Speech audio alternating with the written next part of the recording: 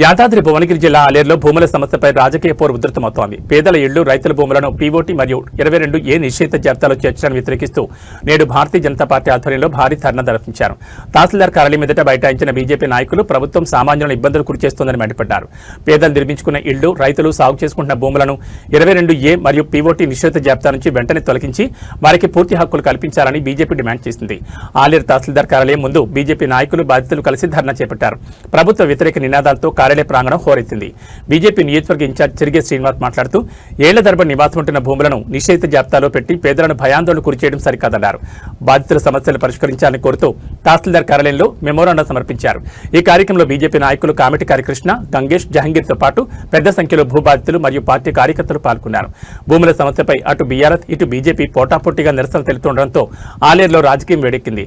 బాధితులకు న్యాయం జరిగే వరకు తమ పోరాటం ఆగదని బీజేపీ స్పష్టం చేసింది. కాంగ్రెస్ పార్టీ ప్రభుత్వం రాష్ట్రంలో ఎన్నికల ముందు ఇందిరమ్మ రాజ్యం ప్రజాపాలన అనుకుంటే మేము ఏమో అనుకుంటాం. ఇది ప్రజాపాలన, ప్రజల ఇల్లు కూల్చడమే ప్రజాపాలన. ఎమ్మెల్యే బీర్ల ఐలయ్య గారు సమాధానం చెప్పాలి. దీనికి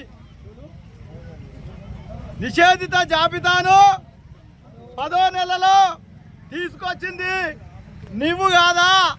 నువ్వు ప్రభుత్వంలో చీఫ్ విప్ ఉన్నావు కదా, ఇది నీ ఆధ్వర్యంలో నువ్వు చేసింది కాదా అని భారతీయ జనతా పార్టీ డిమాండ్ చేస్తూ ఉన్నది. ఈ యొక్క జాబితాలో ఉన్న పేదలకు ఇబ్బంది కలగొద్దని వాళ్ళ దగ్గరికి పోయి మేము ఈ సమస్యను ప్రజా పోరాటాల ద్వారా సాధిస్తామని చెప్తే ఉటాముటిన కదిలొచ్చి నువ్వు ప్రెస్ మీట్ పెట్టినావు. ఏం చెప్పినావు? నీ ఇల్లు పోదు, సూది మనము మోపినంత భూమి కూడా పోదంటున్నావు. మేము కూడా అంటున్నాం భూమి ఏడికి పోదు, ఇల్లు ఏడికి పోదు. కానీ ఈ జీవో వల్ల ఇలా కట్టుకున్న ఇల్లు పేదలు రూపాయి పోగు చేసుకొని కలో గంజో తాగి ఇప్పుడు ఉపాసం ఉండి కట్టుకున్న ఇండ్లకు ఇవాళ నువ్వు జీరో వాల్యూ తెచ్చినవా లేదా? ఈ యొక్క ఇల్లు కాగితాలు పట్టుకొని ఒక ఫైనాన్స్ వన్ దగ్గర పోయినా, ఈ ఇల్లు కాగితాలు పట్టుకొని ఏ బ్యాంక్ వన్ దగ్గర పోయినా లోన్ ఇస్తుందా? లేకపోతే అగ్రగణ్లలో నాకు ఆపద వచ్చిందని ఎవరికన్నా అమ్ముకుంటే ఈ ఇల్లు కొంటారా? దీనికి సమాధానం చెప్పక నీ ఇల్లు వదని చెప్తున్నావు. నీకు ఎంతవరకు సమంజసం? ఆలేరు ప్రాంత ప్రజలు నీకు ఓట్లేసి గెలిపిస్తే నువ్వు ప్రజలపైన భారం మోపి ఇలా ఈ ప్రజాక్షేత్రంలో శిక్షింపక తప్పదు. నిన్నెన్నడైనా తప్పుడు మాటలు చెప్తా ఉన్నావు. భారతీయ జనతా పార్టీ మీద బురద జల్లే ప్రయత్నం చేస్తున్నావు.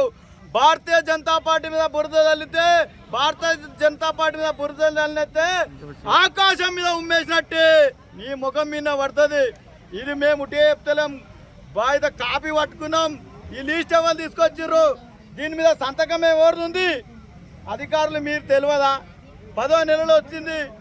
అప్పుడు ఎన్నికల ముందుగాక ఈ యొక్క జీవోని కాక బయటికి తీసుకొస్తే మున్సిపల్లో మాకు పుట్టగతులు ఉండవని చెప్పేసి ఈరోజు మీరు ఆ జీవో ఇది ఎన్నికలు అయిపోయాక ప్రజల దృష్టికి తీసుకొచ్చిర్రు. ఇది మీ యొక్క మోసం కాదా? ఎవరు ఇవాళన్ని మా భారతీయ జనతా పార్టీ అంటారు, తప్పుడు మాటలు అంటున్నావు. నువ్వు చేసింది తప్ప రా, ఈ యొక్క ఎంఆర్ఓ ఆఫీస్ కాడ తెలుసుకుందాం. ఇదే జాబితా పట్టుకొని యాది రూట మీద కూర్చుందామా? ఆలేరు పెద్దవాగు దగ్గర కూర్చుందామా? రా. ఇన్ని సంవత్సరాలు, 100 సంవత్సరాలుగా ఈ గ్రామం ఉంటే ఆ యొక్క ఇండ్ల జాబితాను తీసేసి వ్యవసాయ క్షేత్రంలో ఉండంటే అవి నిషేధిత జాబితాలో గవర్నమెంట్ భూములు పెడితే వాళ్ళు ఎక్కుంటుండేది. 100 సంవత్సరాలుగా ఈ యొక్క ప్రభుత్వం ఇస్తున్నటువంటి జీవో ఆధారంగా వాళ్ళు తీసుకొని ఇల్లు కట్టుకుంటే ఇలా వాళ్ళకు నువ్వు మోసం చేసినావు. కాబట్టి నువ్వు శిక్షింపగా తప్పదు. ప్రజాక్షేత్రంలో నిన్ను ఎప్పుడైనా నిలబెడతామని భారతీయ జనతా పార్టీగా మేము హెచ్చరిస్తూ ఉన్నాం.